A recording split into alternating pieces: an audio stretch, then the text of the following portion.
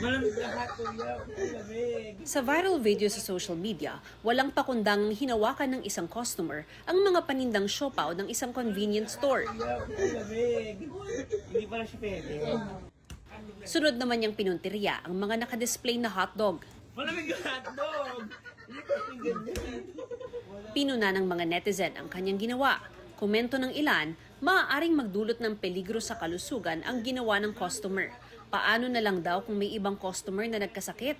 Ang lalaking nasa viral video, kinilalang si Mark Adrian Napiza, sangguniang kabataan chairman sa Santa Cruz, Laguna.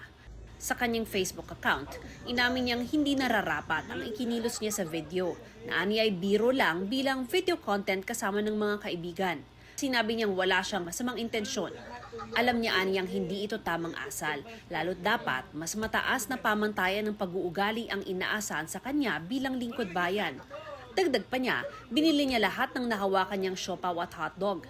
Humingi rin siya ng paumanhin sa pamunuan ng convenience store dahil sa abalang idinulot niya at sa paggawa ng content ng walang pahintulot. Handa rin niyang tanggapin ang anumang nararapat na hakbang o gabay mula sa Sangguniang Kabataan Federasyon at sa DILG.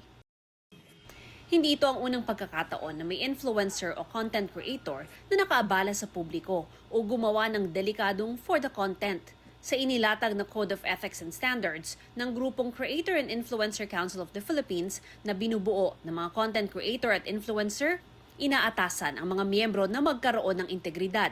Palagi rin dapat silang tumatalima sa tamang asal at pag-uugali.